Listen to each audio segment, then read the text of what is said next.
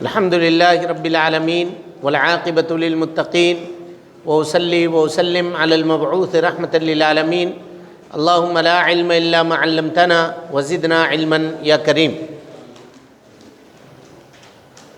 سیرت النبی صلی اللہ علیہ وسلم کے تیسرے دن کے دوسرے نشست میں ہم آپ تمام حضرات کا خیر مقدم کرتے ہیں اور امید کرتے ہیں کہ اس درس سے آپ لوگ فائدہ اٹھا رہے ہوں گے اور آپ کا جو علمی پیاس ہے وہ بجھ رہی ہوگی، اور اسی طرح سے اس کتاب کو پڑھ کر کے آپ کو یعنی انجوائے کا، خوشی کا احساس ہو رہا ہوگا۔ ہے ایسا کیا نہیں؟ چلیں بسم اللہ۔ نبی صلی اللہ علیہ وسلم پر وحی کا باقاعدہ نزول کیسے ہوا؟ قوم کی حالات سے بیزاری اور تنہائی پسندی کی وجہ سے نبی صلی اللہ علیہ وسلم نے یہ طریقہ اپنا لیا تھا کہ رمضان کے مہینے میں ہیرا نامی غار میں چلے جاتے اور پورے مہینے وہاں رہ کر ابراہیم علیہ السلام کے دین کی بچی کچی تعلیمات کے مطابق اللہ کی عبادت میں مشغول رہتے۔ پھر شوال کی پہلی صبح کو مکہ تشریف لاتے اور خانہ کعبہ کا طواف کر کے گھر چلے جاتے۔ تیسری سال جب آپ عبادت میں مشغول تھے، حضرت جبرائیل علیہ السلام تشریف لائے اور نبی صلی اللہ علیہ وسلم سے فرمایا پڑھیے۔ نبی صلی اللہ علیہ وسلم نے جواب میں فرمایا میں پڑھنا نہیں جانتا۔ اس پر انہوں نے نبی صلی اللہ علیہ وسلم کو پکڑ کر زور سے دبوچا اور پھر پڑھنے کو کہا۔ آپ نے پہلے سے جواب دیا، انہوں نے پھر نبی صلی اللہ علیہ وسلم کو دبایا۔ تیسری مرتبہ سوال و جواب اور دبانے کے بعد پڑھنے کو کہا اور آپ کا سورہ علق کی شروع کی 5 آیتیں پڑھ کر سنائی۔ دیکھیے، قوم کی حالت سے بیزاری کے بعد ہے نا، نبی صلی اللہ علیہ وسلم کے اوپر وحی کا نزول کیسے ہوا وہ بتا رہے ہیں۔ بیزاری کے بعد نبی صلی اللہ علیہ وسلم تنہائی پسند ہو گئے تھے، اکیلے رہتے تھے تنہا۔ تو آپ کیا کرتے تھے؟ رمضان کے شروع میں آپ چلے جاتے تھے غار میں، غار ہرا میں، اور وہاں رہتے، اور رمضان کا مہینہ جب ختم ہو جاتا شوال میں واپس آتے تھے، پھر خانہ کعبہ کا طواف کر کے اپنے گھر چلے جاتے تھے۔ اسی درمیان یہ کام کتنے تک چلتا رہا؟ 3 سال تک۔ تیسرے سال میں آپ صلی اللہ علیہ وسلم کے اوپر فرشتہ اترتا ہے، آپ کو اپنے سینے سے لگا کر کے دباتا ہے زور سے اور کہتا ہے اقرا، پڑھیے۔ نبی صلی اللہ علیہ وسلم کہتے ہیں میں پڑھنا نہیں جانتا۔ پھر وہ سینے سے لگا کر کے دباتا ہے، پھر کہتا ہے پڑھیے۔ نبی صلی اللہ علیہ وسلم کہتے ہیں میں پڑھنا نہیں جانتا۔ پھر تیسری مرتبہ کہتا ہے پڑھیے، اقرا بسم ربک الذی خلق خلق الانسان من علق اقرا وربک الاکرم الذی علم بالقلم علم الانسان ما لم یعلم۔ یہ 5 آیتیں نبی صلی اللہ علیہ وسلم کے اوپر سب سے پہلے نازل ہوئی۔ چلیے، ان 5 آیتوں میں کیا فرمایا گیا؟ ہاں، یعنی ان 5 آیتوں کا کیا معنی مطلب ہے؟ ان آیتوں میں فرمایا گیا ہے پڑھ اپنے رب کے نام سے جس نے پیدا کیا، انسان کو پیدا کیا لوتھڑے سے، پڑھ تیرا رب بڑا کرم والا ہے جس نے قلم کے ذریعے سکھلایا انسانوں کو وہ بات سکھلائی جو وہ جانتا نہیں تھا۔ یعنی ان آیتوں کا اقرا بسم ربک الذی خلق کا مطلب پڑھ اپنے رب کے نام سے جس نے پیدا کیا، ہے نا۔ خلق الانسان من علق، انسان کو جمے ہوئے خون کے لوتھڑے سے پیدا فرمایا، اور کہا اقرا وربک الاکرم، پڑھ تیرا رب بڑا کرم والا ہے، الذی علم بالقلم، جس نے قلم کے ذریعے سے علم سکھایا، علم الانسان ما لم یعلم، اور انسان کو وہ باتیں بتائیں جو وہ نہیں جانتا تھا۔ یہ 5 آیتیں ہیں، اس کا معنی ہے جو شروع میں نبی صلی اللہ علیہ وسلم کے اوپر نازل ہوا، اور ان آیتوں کے ذریعے آپ صلی اللہ علیہ وسلم نبی بنائے گئے۔ کیا بنائے گئے؟ نبی بنائے گئے۔ چلیے، وحی کے نزول کا یہ واقعہ کس دن اور کس تاریخ کا پیش آیا؟ کس تاریخ کو پیش آیا؟ وحی کے نزول کا یہ واقعہ پیر کی رات کے پچھلے پہر اور رمضان کی 21ویں تاریخ کو پیش آیا۔ ہاں، پیر کا دن تھا اور پیر کی رات کے پچھلے پہر یعنی آخری حصے میں، اور رمضان المبارک کے 21ویں تاریخ کو پتہ چلا۔ یعنی قرآن مجید نازل ہونا کب شروع ہوا؟ پیر کے دن رمضان المبارک کے 21ویں تاریخ کو رات کے آخری وقت میں نازل ہونا شروع ہوا قرآن مجید. چلیے. وحی کے نزول کے وقت نبی صلی اللہ علیہ وسلم کی عمر کیا تھی؟ وحی کے نزول کے وقت چاند کے حساب سے نبی صلی اللہ علیہ وسلم کی عمر 40 سال 6 ماہ 12 دن اور شمسی سورج کے حساب سے اس پر 9 سال 3 ماہ 2 دن تھی. ہاں یعنی فرق ہوتا ہے. سورج کے حساب سے نبی صلی اللہ علیہ وسلم کی عمر 39 سال 3 ماہ 22 دن، یعنی 30 پر 9 سال 3 مہینہ 22 دن، 20 پر 2 دن تھا، ہے نا. اور چاند کے اعتبار سے نبی صلی اللہ علیہ وسلم کی عمر 40 سال 12 دن، 6 مہینہ 40 سال 6 مہینہ 12 دن تھا. چلیے.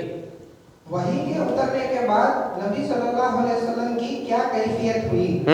وحی کے اترنے کے بعد نبی صلی اللہ علیہ وسلم گھر کو لوٹے تو آپ صلی اللہ علیہ وسلم کا دل کانپ رہا تھا. آپ نے پہنچتے ہی حضرت خدیجہ رضی اللہ عنہا سے فرمایا مجھے چادر اڑا دو، مجھے چادر اڑا دو. چلیے. حضرت خدیجہ رضی اللہ عنہا نے چادر اڑا دی اور آپ کی دہشت ختم ہوئی تو آپ نے ان سے کیا فرمایا؟ وہی جب نازل ہوا نبی صلی اللہ علیہ وسلم کے اوپر تو آپ کا پورا جسم کانپنے لگا، ہے نا، تھر تھر. یعنی آدمی کے اوپر کوئی نئی چیز اچانک پیش آ جائے تو آدمی کیا ہوتا ہے؟ تھر تھرانے لگتا ہے، ڈر جاتا ہے. تو یہی کیفیت اللہ کے نبی صلی اللہ علیہ وسلم کے اوپر بھی ہوئی. اس سے کیا پتہ چلا جی کہ اللہ کے نبی صلی اللہ علیہ وسلم انسان تھے. کیا تھے؟ انسان تھے، بشر تھے. اس سے یہ پتہ چلا کیونکہ بشر کو، انسان کو جو چیزیں لگتی ہیں وہ چیزیں اللہ کے نبی صلی اللہ علیہ وسلم کو بھی لگتی تھیں، وہ چیزیں آپ صلی اللہ علیہ وسلم کے ساتھ بھی پیش آتی تھیں. تو اللہ کے نبی صلی اللہ علیہ وسلم کانپنے لگے. گھر آنے کے بعد کہا کہ آدمی جب کانپتا ہے بہت زیادہ تو کیا کرتا ہے؟ اوڑھتا ہے چادر. تو کہا کہ مجھے چادر اڑا دو. چادر اڑا دیا گیا تو آپ صلی اللہ علیہ وسلم کی دہشت ختم ہوئی. پھر اس کے بعد اللہ کے نبی صلی اللہ علیہ وسلم دہشت ختم ہونے کے بعد کیا کہتے ہیں؟ پڑھیے. چادر اڑانے کے بعد جب آپ صلی اللہ علیہ وسلم کی دہشت ختم ہوئی تو آپ صلی اللہ علیہ وسلم نے خدیجہ رضی اللہ عنہا کو پوری بات بتانے کے بعد فرمایا مجھے اپنی جان کا ڈر لگتا ہے. ہاں، پوری بات حضرت خدیجہ رضی اللہ عنہا کو بتایا. حضرت خدیجہ رضی اللہ عنہا کون ہے؟ آپ کی بیوی ہیں، آپ کی پہلی بیوی ہیں. تو ان سے آپ نے پوری بات شیئر کر دی. آدمی اگر مصیبت پریشانی میں ہو تو جو آدمی اس کا سب سے قریبی ہو اس سے بات شیئر کر دینی چاہیے. کیا ہوتا ہے؟ اس کے دل کا غم بوجھ ہلکا ہو جاتا ہے اور اس سے تسلی ملتی ہے، اس سے تسلی ملتی ہے. لیکن آدمی ویسے کو کیجئے جو امانت دار ہو، ویسے آدمی کو کیجئے جو امانت دار ہو. آپ کی بات لے جا کے دوسری جگہ نہیں کہے گا، یا آپ کی مصیبت اور پریشانی سے خوش نہیں ہوگا، ویسے آدمی کو نہیں کہیے. چلیے. نبی صلی اللہ علیہ وسلم کی یہ بات سن کر حضرت خدیجہ رضی اللہ عنہا نے کیا فرمایا؟ نبی صلی اللہ علیہ وسلم کی یہ بات سن کر حضرت خدیجہ رضی اللہ عنہا نے آپ کو تسلی دیتے ہوئے کہا اللہ کی قسم ایسا ہرگز نہیں ہو سکتا. اللہ آپ کو کبھی رسوا نہیں کرے گا. آپ رشتوں کو جوڑتے ہیں، بے سہاروں کا بوجھ اٹھاتے ہیں، محتاجوں کا خیال کرتے ہیں، مہمان نوازی کرتے ہیں اور مصیبت میں حقدار کی مدد کرتے ہیں. ہاں، یعنی دیکھیے نبی صلی اللہ علیہ وسلم نے کیا کہا؟ مجھ کو میری جان کا ڈر ہے، یعنی میں اب نہیں بچوں گا. تو حضرت خدیجہ نے آپ صلی اللہ علیہ وسلم کو کیا کہہ کر کے تسلی دی؟ آپ کو کہا اللہ کی قسم ایسا ہرگز نہیں ہوگا. کیوں نہیں ہوگا؟ اللہ تعالیٰ کبھی بھی آپ کو رسوا نہیں کرے گا. یعنی آدمی یہ چاہتا ہے کہ وہ کبھی رسوا نہ ہو تو کیا عمل کرے؟ دیکھیے، آپ رشتوں کو جوڑتے ہیں، یعنی اللہ کے نبی صلی اللہ علیہ وسلم رشتہ داری کو جوڑتے تھے، رشتہ داری کو ختم نہیں کرتے تھے. بے سہاروں کا بوجھ اٹھاتے ہیں، یعنی جس کا کوئی سہارا نہیں ہے اللہ کے نبی صلی اللہ علیہ وسلم اس کی مدد کرتے تھے. محتاجوں کا، غریبوں کا خیال رکھتے تھے. مہمان نوازی کرتے تھے، مہمان نوازی کرتے تھے. اور مصیبت میں حقدار کی مدد کرتے تھے. کوئی آدمی اگر مصیبت میں ہے، مدد چاہتا ہے تو اس کی مدد کیا کرتے تھے، چاہے طاقت سے مدد کر رہے ہوں، چاہے پیسے سے مدد کر رہے ہوں، چاہے کسی بھی چیز سے مدد کر رہے ہوں. تو اگر کوئی آدمی یہ چاہتا ہے کہ وہ آدمی ہلاک نہ ہو تو اس کو چاہیے کہ وہ اس طرح کے عمل انجام دے. چلیے. تسلی دینے کے بعد حضرت خدیجہ رضی اللہ عنہا نے مزید کیا کیا؟ ہاں، صرف تسلی نہیں دیا. اور دیکھیے یہ ایک بیوی کا رول ہوتا ہے، کردار ہوتا ہے. دوسری بیوی ہوتی تو کہتی آپ کو کیا ضرورت تھا وہاں جانے کا، پہاڑ میں کائی کو گئے، گھر پہ رہنا تھا. بولتی نہیں بولتی؟ ہاں، انہوں نے یہ نہیں کہا، انہوں نے یہ نہیں کہا، تسلی دی، کہا کہ نہیں آپ کو ایسا نہیں ہوگا، آپ خامخواہ ڈر رہے ہیں. اس کے بعد اور کیا کیا دیکھیے. تسلی دینے کے بعد مزید حضرت خدیجہ رضی اللہ عنہا نبی صلی اللہ علیہ وسلم کو ورقہ بن نوفل کے پاس لے گئیں اور ان سے کہا کہ آپ اپنے بھتیجے کی بات سنیں. ہاں، اس کے بعد ایک جانکار آدمی تھے، ہے نا، جانکار آدمی تھے جو حضرت خدیجہ کے رشتہ دار بھی تھے. ان کے پاس لے کر گئی، ورقہ کے پاس، اور کہا کہ آپ کے بھتیجے یہ کیا بات کر رہے ہیں، ذرا ان سے سنیے کیا بات ہے.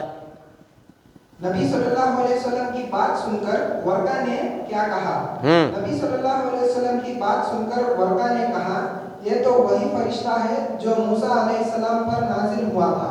کاش کہ میں اس وقت جوان ہوتا، کاش میں اس وقت زندہ ہوتا جب آپ کی قوم آپ کو نکال دے گی. ہاں، ورقہ نے جب نبی صلی اللہ علیہ وسلم کی پورے بات کو سنا تو کہا کہ یہ تو وہی فرشتہ ہے جو حضرت موسیٰ علیہ السلام کے اوپر نازل ہوتا تھا. اس کا مطلب یہ ہے کہ حضرت موسیٰ نبی تھے، اب آپ بھی نبی بنائے جانے والے ہیں. اور اس کے بعد انہوں نے جو اپنی کتابیں پرانی پڑھی تھیں، اس کتاب میں جو نبی کی صفت لکھی ہوئی تھی اس کا تذکرہ کیا. کہا کاش میں اس وقت جوان ہوتا جب آپ کی قوم آپ کو نکال دے گی. یعنی آپ کی قوم یعنی مکہ والے آپ کو کیا کریں گے؟ مکہ سے نکال دیں گے. اے کاش میں اس وقت زندہ ہوتا جب آپ کی قوم آپ کو اپنے یہاں سے نکال دے گی. چلیے. ورقہ کی یہ بات سن نبی صلی اللہ علیہ وسلم نے کیا فرمایا؟ ورقہ کی بات سن کر نبی صلی اللہ علیہ وسلم نے حیرانی سے پوچھا تو کیا میری قوم مجھے نکال دے گی؟ ہاں، یعنی نبی صلی اللہ علیہ وسلم کے خواب و خیال میں بھی نہیں تھا. اتنی عزت کرتے تھے لوگ، صادق کہتے تھے، امین کہتے تھے. ابھی دیکھیے نا، ایک معاملے میں جھگڑ رہے تھے، حجر اسود کو کون رکھے گا. کیا فیصلہ کیا؟ جو پہلے دروازے سے آئے گا. محمد صلی اللہ علیہ وسلم نے جو فیصلہ کر دیا سب لوگ مان لیے. لوگوں نے کہا یہ صادق ہیں، یہ امین ہیں. تو جس قوم نے اتنا پیار دیا تھا بچپنے سے، وہ قوم آپ کو نکال دے گی، یہ سن کر کے اللہ کے نبی صلی اللہ علیہ وسلم کو تعجب ہوا. یہ سن کر کے تعجب ہوا. چلیے. ورقہ بن نوفل نے آپ صلی اللہ علیہ وسلم کی اس بات کا کیا جواب دیا؟ ورقہ نے نبی صلی اللہ علیہ وسلم کی اس بات کے جواب میں کہا ہاں، تمہارے جیسا پیغام جو شخص بھی لے کر آیا اس سے دشمنی ضرور کی گئی. اگر میں ان دنوں زندہ رہوں تو تمہاری زبردست مدد کروں گا. کہا دیکھیے آپ کے جیسا جو بھی پیغام لے کر کے آیا اس کے ساتھ اس کے قوم والوں نے یہی حال کیا، اس کی عزت نہیں کی. قوم کے اکثر لوگوں نے اس کا انکار کیا. اگر میں اس وقت تک زندہ رہا جب آپ کی قوم آپ کو نکالے گی تو میں آپ کا زبردست مدد کروں گا، مجھ سے جو ہو سکتا ہے وہ میں کروں گا. چلیے. تو کیا ورقہ نے نبی صلی اللہ علیہ وسلم کی تبلیغ کا زمانہ پایا؟ نہیں، ورقہ بہت بوڑھے اور نابینا ہو چکے تھے. جلد ہی ان کا انتقال ہو گیا اور انہوں نے آپ کی تبلیغ کا زمانہ نہیں پایا. ورقہ ابن نوفل نے نبی صلی اللہ علیہ وسلم کے تبلیغ کا زمانہ نہیں پایا. ابھی تبلیغ کا زمانہ شروع نہیں ہوا جی. تبلیغ کا زمانہ وہی نازل ہوا، وہی نازل ہونے کے بعد 2.5 سال تک نبی صلی اللہ علیہ وسلم کے اوپر کوئی وحی نہیں آیا. اس کے بعد پھر تبلیغ کا دور 2.5 سال کے بعد سے شروع ہوتا ہے. چلیے رک جائیے. ورقہ بن نوفل کون تھے؟ ورقہ بن نوفل حضرت خدیجہ رضی اللہ عنہا کے چچیرے بھائی تھے اور عیسائی ہو گئے تھے. عبرانی لکھنا جانتے تھے اور عبرانی زبان میں انجیل لکھتے تھے. ورقہ ابن نوفل جو تھے یہ ام المومنین حضرت خدیجہ رضی اللہ عنہا کے چچیرے بھائی تھے. عبرانی زبان، ایک زبان ہے عبرانی، اس زبان کو لکھنا جانتے تھے اور اس میں انجیل لکھا کرتے تھے. چلیے. نبی صلی اللہ علیہ وسلم پر دوسری وحی کب نازل ہوئی؟ वर्का से मिलने के बाद नबी सल्लल्लाहु अलैहि वसल्लम दोबारा गारे हिरा में तशरीफ ले आए। माह रमजान के खत्म होने के बाद आप घर तशरीफ लाए तो हजरत खदीजा रज़ियल्लाहु अन्हा से फरमाया, मुझे चादर उड़ा दो, मुझे चादर उड़ा दो, मुझ पर कंबल डाल दो और ठंडे पानी के छींटे मारो। उन्होंने ऐसा ही किया, फिर आप पर वही नाजिल हुई। चलिए दूसरी वही में कौन सी आयतें नाजिल हुई? दूसरी वही में सूरह मुद्दस्सिर की शुरू की 5 आयतें नाजिल हुई। दूसरी वही जो अल्लाह के नबी सल्लल्लाहु अलैहि वसल्लम पहली वही में सूरह अलग की 5 आयतें और दूसरी वही में सूरह मुद्दस्सिर की 5 आयतें नाजिल हुई। चलिए इन आयतों में नबी सल्लल्लाहु अलैहि वसल्लम को किन बातों का हुक्म दिया गया? इन आयतों में नबी सल्लल्लाहु अलैहि वसल्लम को अपनी इस्लाह के साथ दूसरों की इस्लाह और दावत व तबलीग का हुक्म दिया गया और फरमाया गया कि ये काम महज अल्लाह को खुश करने के लिए कीजिए और इस राह में जो परेशानियां उठानी पड़े उन पर सब्र कीजिए। हाँ, यानी अल्लाह के नबी सल्लल्लाहु अलैहि वसल्लम को अल्लाह ताला ने हुक्म दिया दूसरी वही में कि आप पहले अपनी इस्लाह कीजिए, है ना, अपनी इस्लाह के साथ दूसरों की इस्लाह कीजिए। दावत व तबलीग का हुक्म दिया गया और ये फरमाया कि जो भी काम कीजिए उसमें मकसद सिर्फ अल्लाह को खुश करना हो। यही हमने आपको पहले सेशन में बताया था पहले दिन कि ये मत समझिए कि हम इनाम हासिल करने के लिए यहाँ पे आए हैं, बल्कि दिल के अंदर ये ख्याल हो कि अल्लाह रब्बुल आलमीन की रज़ामंदी और उससे जन्नत तलब करने आए। उसके अलावा जो मिल जाए दुनिया में वो अल्लाह का फजल और उसका तौफीक होगा, लेकिन अगर आखिरत की कामयाबी हासिल हो जाए तो इससे बड़ी कामयाबी और दूसरी कोई नहीं हो सकती है। चलिए नबी सल्लल्लाहु अलैहि वसल्लम ने अपनी तबलीग का आगाज किस तरह फरमाया? हाँ, नबी सल्लल्लाहु अलैहि वसल्लम ने अपनी तबलीग का आगाज खामोशी के साथ और चुपके चुपके किया और शुरू में उन लोगों को तबलीग की जो आपके इंतहाई करीबी और अक्सर आपके साथ रहने वाले थे। आपने अपनी तबलीग का आगाज़ खामोशी के साथ चुपके से किया और शुरू में उन लोगों को तबलीग की जो आपके साथ रहने वाले थे। इसका मतलब क्या हुआ कि अगर आप साथ रह रहे हैं किसी के तो नेकी के अंदर, भलाई के अंदर उसको शरीक कीजिए, उसको तबलीग कीजिए। अब हम कह रहे हैं नहीं हमारी दोस्ती है, हम उसके साथ रह रहे हैं, बस इतना ही हमारी काफ़ी है, ऐसा काफ़ी नहीं होगा। उसको मौके मौके से तबलीग करते रहिए, उसको बताते रहिए दीन क्या है। अल्लाह के नबी सल्लल्लाहु अलैहि वसल्लम ने सबसे पहले तबलीग का आगाज़ अपने दोस्तों से किया जो आपके साथ रहने वाले थे। चलिए ठीक है। सबसे पहले किन लोगों ने आपकी दावत को कबूल किया? सबसे पहले उन लोगों ने आपकी दावत को कबूल किया जो आपके बहुत करीबी थे। चुनांचे औरतों में सबसे पहले आपकी बीवी हजरत खदीजा रज़ियल्लाहु अन्हा ने, मर्दों में आपके जिगरी दोस्त हजरत अबू बकर रज़ियल्लाहु अन्हु, बच्चों में आपके चचाजाद भाई और आपके जेर परवरिश हजरत अली रज़ियल्लाहु अन्हु ने, और गुलामों में आप सल्लल्लाहु अलैहि वसल्लम के आज़ाद करदा गुलाम हजरत ज़ैद बिन हारिसा रज़ियल्लाहु अन्हु ने सबसे। ये सब आप सल्लल्लाहु अलैहि वसल्लम के करीबी लोग थे जिन्होंने सबसे पहले नबी सल्लल्लाहु अलैहि वसल्लम के ऊपर ईमान लाया। देखिए इसको अच्छे से, कामर औरतों में सबसे पहले आप सल्लल्लाहु अलैहि वसल्लम की बीवी उम्मुल मोमिनीन हजरत खदीजा रज़ी अल्लाह अन्हा, मर्दों में आपके जिगरी दोस्त कौन? हजरत अबू बकर सिद्दीक रज़ी अल्लाह अन्हु। हजरत अबू बकर सिद्दीक रज़ी अल्लाह अन्हु आपके जिगरी दोस्त थे, बचपने से साथ रहते थे और नबी सल्लल्लाहु अलैहि वसल्लम से 2.5 साल बड़े थे उम्र में। कितने बड़े थे?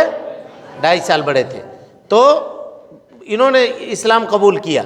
और बच्चों में आपके चचाजाद भाई हजरत अली इब्न अबी तालिब रज़ी अल्लाह अन्हु ने इस्लाम कबूल किया। और ग़ुलामों में आपके आज़ाद करदा ग़ुलाम हजरत ज़ैद इब्न हारिसा ने इस्लाम कबूल किया। कल ज़ैद इब्न हारिसा का एक वाक़या पढ़े थे, क्या पढ़े थे? हजरत ज़ैनब रज़ी अल्लाह अन्हा से उनकी पहले शादी हुई थी। ज़ैनब कौन? पूरा नाम बोलिए। ज़ैनब बिनते जहश, ज़ैनब बिनते जहश। और क्या खुसूसियत है ज़ैनब बिनते जहश की? 7वां आसमान पर इनका निकाह हुआ था। तो 7वां आसमान पे निकाह हुआ था, क्या नबी सल्लल्लाहु अलैहि वसल्लम बारात लेके गए थे जी? بولیے. کل کسی نے پوچھا ساتوں آسمان پہ نکاح ہوا تھا تو کیا اللہ کے نبی بارات لے کے گئے تھے؟ ارے بھائی نکاح کے لیے بارات لے کے جانا شرط نہیں ہے. اللہ نے فیصلہ کر دیا، کام ختم ہے کہ نہیں؟ اللہ نے فیصلہ کر دیا، حکم دے دیا، کام کمپلیٹ ہو گیا.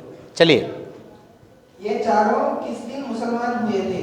یہ چاروں اسی دن مسلمان ہو گئے تھے جس دن نبی صلی اللہ علیہ وسلم پر تبلیغ کا حکم اترا تھا. جی اسی دن، یعنی فرسٹ ڈے 1 سے ہی یہ لوگ مسلمان ہو گئے، اللہ کے نبی صلی اللہ علیہ وسلم کے اوپر ایمان لانے والے ہو گئے.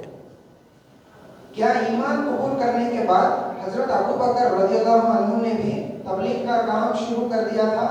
جی ہاں. ایمان قبول کرنے کے بعد حضرت ابو بکر رضی اللہ عنہ نے بھی تبلیغ کا کام شروع کر دیا تھا. جی. حضرت ابو بکر رضی اللہ عنہ کی دعوت پر کن بڑے صحابہ نے اسلام قبول کیا؟ اس کا مطلب کیا ہوا جی؟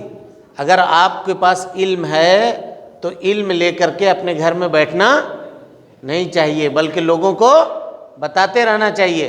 حضرت ابو بکر صدیق رضی اللہ تعالیٰ عنہ مسلمان ہوئے تو وہ مسلمان ہو کر کے چپ نہیں بیٹھے، خاموش نہیں بیٹھے. انہوں نے کیا کیا؟ دوسرے جو ان کے لوگ تھے، ان کے جو قریبی رشتہ دار تھے، ان کے جو دوست تھے، ان کا جو سرکل تھا، اس سرکل میں انہوں نے اسلام کی دعوت دینی شروع کر دی. چلیے.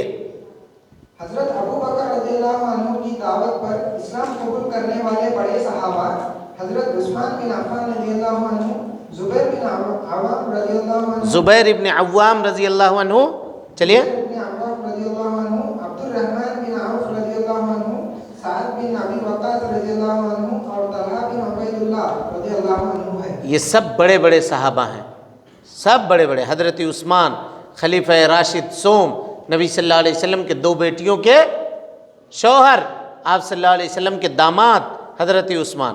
حضرت زبیر ابن عوام، حضرت عبد الرحمن ابن عوف، سعد ابن ابی وقاص، طلحہ ابن عبید اللہ، یہ سب کے سب حضرت ابو بکر صدیق رضی اللہ تعالیٰ عنہ کے دعوت سے اسلام قبول کرنے والے ہوئے. چلیے. جن لوگوں نے بالکل شروع میں کھلی تبلیغ کا حکم اترنے سے پہلے اسلام قبول کیا انہیں کیا کہا جاتا ہے؟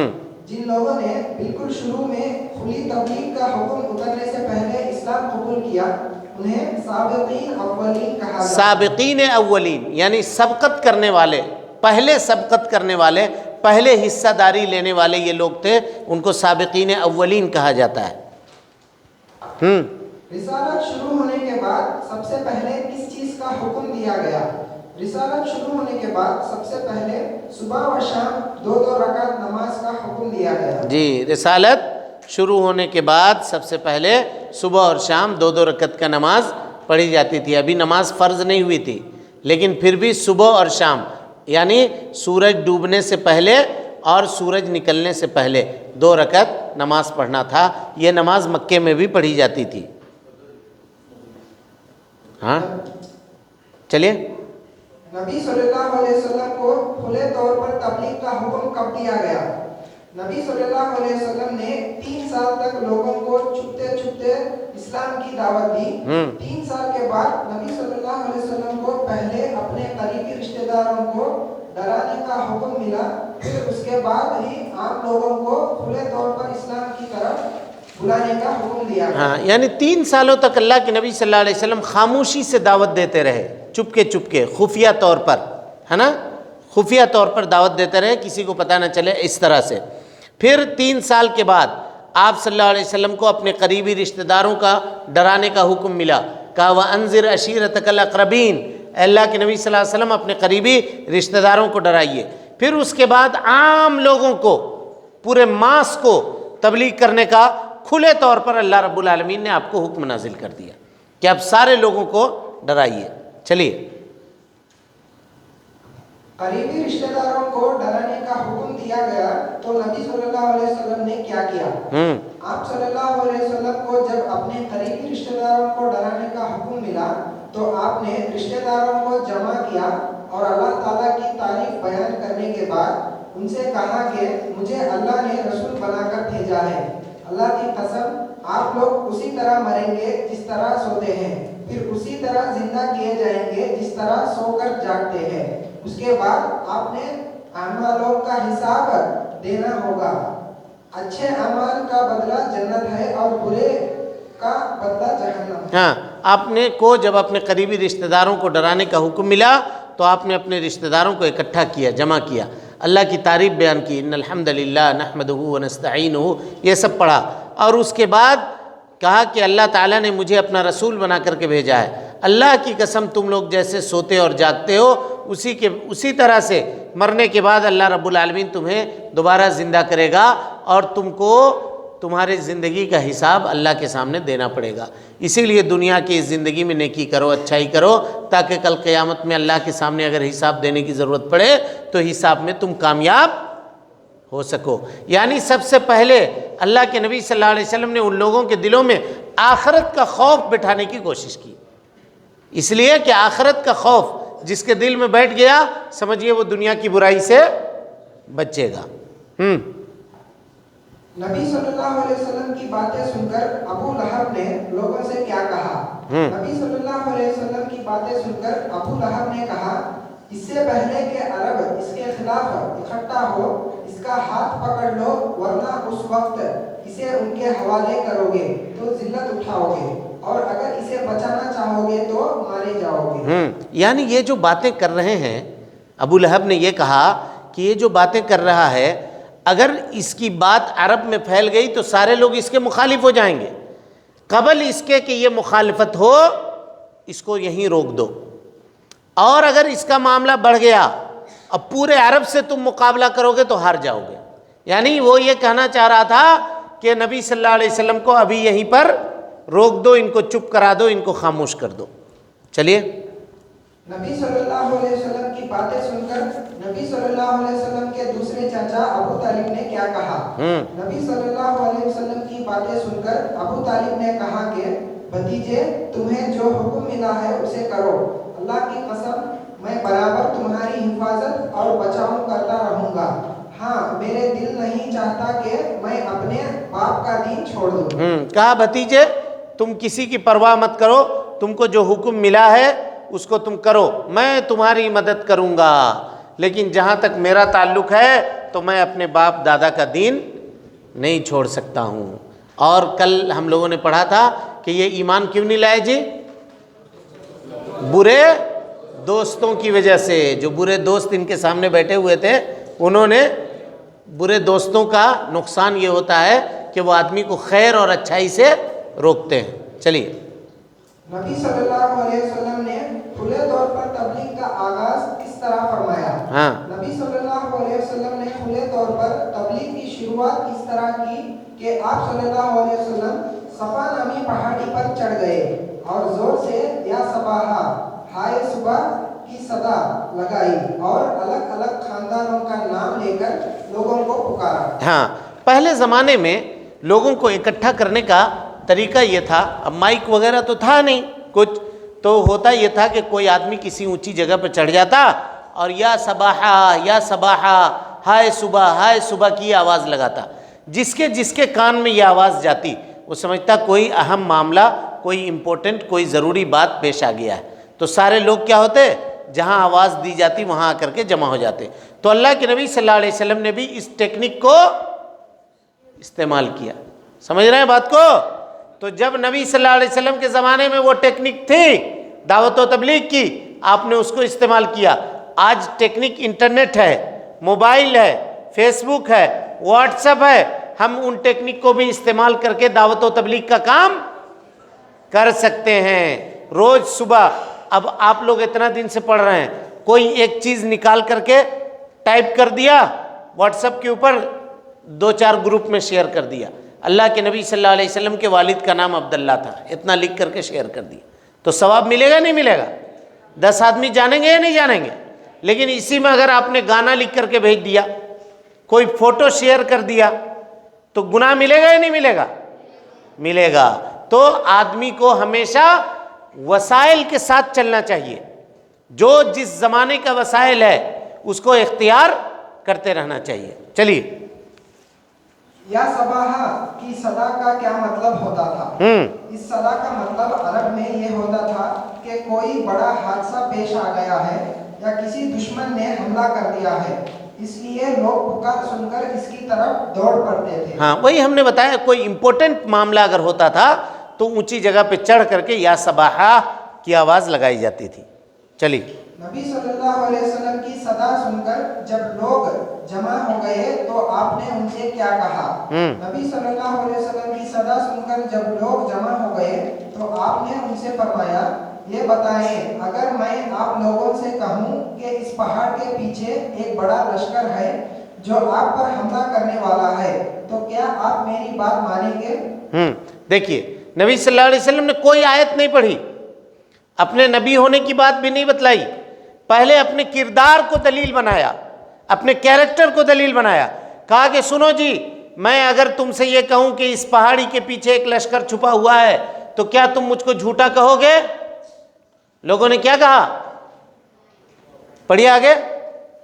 نبی صلی اللہ علیہ وسلم کی بات کا لوگوں نے کیا جواب دیا؟ نبی صلی اللہ علیہ وسلم کی بات سن کر لوگوں نے کہا، ہاں ہاں، ہم نے آپ کو ہمیشہ سچ ہی بولتا پایا ہے۔ اگر اللہ کے نبی صلی اللہ علیہ وسلم سچ بولنے والے نہ ہوتے بچپن سے تو لوگ مانتے بات کو؟ نہیں مانتے۔ لیکن آپ نے کبھی جھوٹ نہیں کہا تھا تو لوگوں نے کہا کہ ہم تو آپ کو کبھی زندگی میں 40 سال آپ کی عمر ہو گئی ہے، کبھی بھی ہم نے آپ کو جھوٹ بولتا ہوا نہیں پایا، آج بھی آپ جھوٹ نہیں بول رہے ہوں گے، یہ لوگوں نے کہا۔ چلیے، نبی صلی اللہ علیہ وسلم نے لوگوں کا یہ جواب سن کر کیا فرمایا؟ نبی صلی اللہ علیہ وسلم نے لوگوں کا یہ جواب سنا تو فرمایا، تو یقین کرو کہ مجھے اللہ نے ایک بڑے عذاب کے آنے سے پہلے ڈرانے والا بنا کر بھیجا ہے۔ ایک اللہ کی عبادت کرنے کا اقرار کر لو، کامیاب ہو جاؤ گے، اور ایک ایک خاندان اور اپنے چاچا، پھوپھی اور بیٹی فاطمہ رضی اللہ عنہا کا نام لے کر فرمایا، اپنے آپ کو جہنم کے عذاب سے بچا لو، میں اللہ کے مقابلے تمہارے کچھ بھی کام آنے والا نہیں۔ جب اللہ کے نبی صلی اللہ علیہ وسلم نے قریش سے یہ کہلوا لیا کہ تم مجھے سچا کہتے ہو، اس کے بعد آپ نے پیغام دیا، کہا کہ سنو، اللہ کی عبادت کا میں اقرار کرتا ہوں اور تم اللہ رب العالمین کی عبادت کا اقرار کرو، ہے نا؟ اللہ تعالیٰ کو معبود برحق سمجھو، معبود حقیقی سمجھو اسی کو، اور اس کے بعد ایک ایک خاندان کا نام لے کر کے، اے قریش کے لوگوں، اے فلاں قبیلے کے لوگوں، اے فلاں قبیلے کے لوگوں، اور پھر اپنی بیٹی کا، اپنی پھوپھی کا نام لے کر کے یہ کہا کہ تم لوگ جہنم سے بچاؤ کی تیاری کر لو، میں قیامت کے دن تمہارا کچھ بھی کام نہیں آؤں گا۔ اور آج جو یہ لوگ مزار پہ کہتے ہیں کہ فلاں پیر کا فاتحہ دے دو، وہ تم کو ہاتھ پکڑ کے جنت میں داخل کروا دیں گے، اس ولی کا فاتحہ دے دو وہ جنت پکڑ کے، سچ ہے جی؟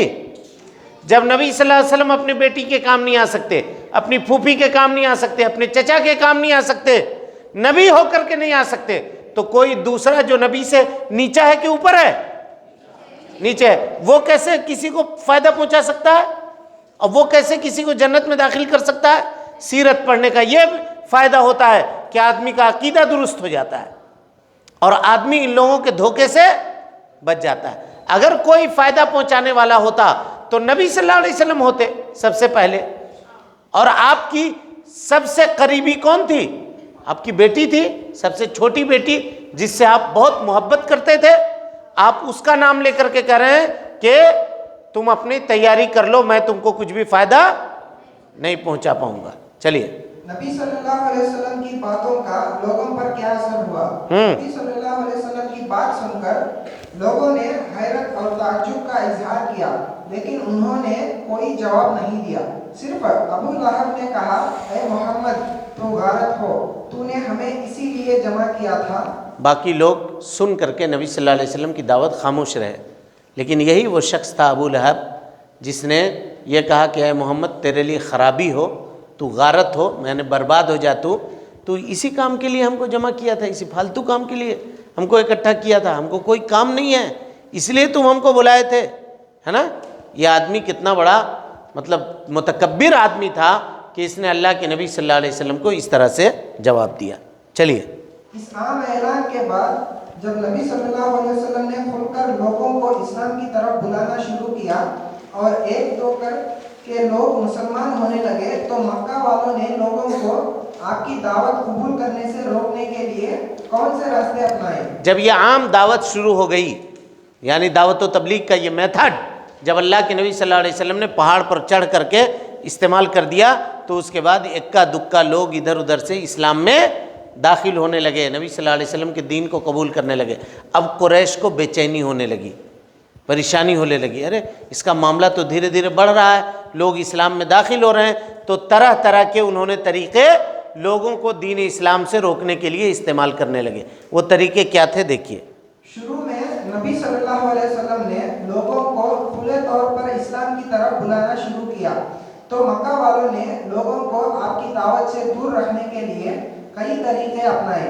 वो आपका मजाक उड़ाते, आपको तरह तरह के नामों से पुकारते, आपके बारे में झूठी और गलत बातें फैलाते, आपसे बहस लड़ाते और कटहुज्जती करते और लोगों को आपकी बातें सुनने से रोकते। देखिए, आपका मजाक उड़ाते थे, नबी हैं उनका मजाक उड़ाया गया।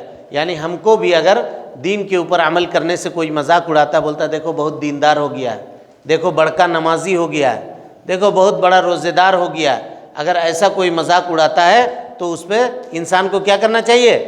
सब्र करना चाहिए। अल्लाह के नबी सल्लल्लाहु अलैहि वसल्लम का भी मजाक लोगों ने उड़ाया है। आपको तरह तरह के नामों से पुकारते थे, देखो बहुत बड़ा मुत्तकी बन रहा है, बहुत परहेजगार बन रहा है ना, या आपको कहते थे पागल है, मजनू है, जादूगर है, ये कहते थे, और झूठी बातें आपके बारे में फैलाते थे, आपसे लड़ाई करते थे, कटहुज्जती करते थे, बात को नहीं मानने वाला झगड़ा करते थे, और लोगों को कहते थे कि इसकी बात मत सुनो, ये जादूगर है, तुम अगर इसकी बात सुनोगे तो ये तुमको अपनी जादू से बहका देगा, अपनी जादू से बहका देगा। चलिए, मक्का वाले नबी सल्लल्लाहु अलैहि वसल्लम का मजाक किस तरह उड़ाते और आपको किन नामों से पुकारते? मक्का वाले आप सल्लल्लाहु अलैहि वसल्लम का मजाक उड़ाते और आपके बारे में कहते, ये शायर है, ये पागल और दीवाना है, ये काहिन और जादूगर है, इसके पास शैतान आता है, ये झूठा है, और कभी कहते इस पर जादू कर दिया गया है। कहते थे ये शायर है, ये पागल है, ये दीवाना है, कभी इस पर जादू कर दिया गया है, कभी इसके ऊपर शैतान आता है, इस तरह की झूठी झूठी बातें कहा करते थे। चलिए, क्या नबी सल्लल्लाहु अलैहि वसल्लम उनकी ये बातें सुनकर तकलीफ महसूस करते थे? जी हाँ, कुरान मजीद में अल्लाह ने फरमाया, हमें मालूम है कि इन बातों से आपका सीना तंग हो रहा है। हाँ, जब ये लोग मजाक उड़ाते थे तो जाहिर है किसी का भी मजाक उड़ाया जाए, किसी को भी बुरा भला कहा जाए तो उसके दिल में तकलीफ होगी कि नहीं होगी? अल्लाह के नबी सल्लल्लाहु अलैहि वसल्लम को भी तकलीफ होती थी। उसी को कुरान मजीद में कहा है अल्लाह रब्बुल आलमीन ने कि हमें मालूम है इनके मजाक करने की वजह से आपका सीना तंग हो रहा है, यानी आप तकलीफ महसूस करते हैं। तो अल्लाह ताला ने इस तकलीफ का क्या इलाज बतलाया? बोलिए, पढ़िए। अल्लाह ताला ने नबी सल्लल्लाहु अलैहि वसल्लम की तकलीफ का क्या इलाज बताया? अल्लाह ताला ने नबी सल्लल्लाहु अलैहि वसल्लम की तकलीफ का इलाज ये बताया कि आप अपने रब की तारीफ और तस्बीह करते रहें, मजाक उड़ाने वालों के लिए हम काफी हैं। आज भी अगर अल्लाह के नबी सल्लल्लाहु अलैहि वसल्लम का कोई मजाक उड़ाता है तो हमको क्या करना है जी? सब्र करना है, नमाजें अदा करनी है, अल्लाह की तस्बीह बयान करनी है, नबी के दावत को आम करना है, नबी की सीरत को मानना है। कि झंडा लेकर के सड़क पे निकल जाने से नबी का मोहब्बत अदा हो गया? बोलिए, आज हम लोग नबी का कोई मजाक उड़ाता है तो हम लोग रैली निकाल लेते हैं, सोचते हैं रैली, जबकि अल्लाह ने क्या कहा? अल्लाह ने यह कहा कि अगर अल्लाह के नबी आपका मजाक उड़ा रहे हैं, आप सब्र कीजिए, तस्बीह बयान कीजिए, नमाज पढ़िए, मजाक उड़ाने वालों के लिए हम काफ़ी हैं। अगर अल्लाह उस वक्त काफ़ी था तो आज भी अल्लाह ताला काफ़ी है। डेनमार्क के अंदर एक ने तस्वीर बनाई थी अल्लाह के नबी सल्लल्लाहु अलैहि वसल्लम की, कार एक्सीडेंट में ऐसा मरा कि जल करके वहीं राख हो गया, ख़त्म हो गया। अल्लाह ताला काफ़ी है। अल्लाह ने नबी सल्लल्लाहु अलैहि वसल्लम के हिफाजत की जिम्मेदारी ली है, ये उनके ज़िंदगी में भी है और मरने के बाद भी है, हिफाजत की जिम्मेदारी है। चलें, अल्लाह ताला से दुआ है कि अल्लाह ताला हमें और आपको हुस्न अमल की तौफीक दे, हमारी इस्लाह फरमाए, नेकियों को कबूल करे, सय्यात से दरगुजर फरमाए, जब तक ज़िंदा रखे दीन इस्लाम पे ज़िंदा रखे, और जब उठाए ईमान पे उठाए। आमीन। व आखिर दावाना अनिल हम्दुलिल्लाहि रब्बिल आलमीन।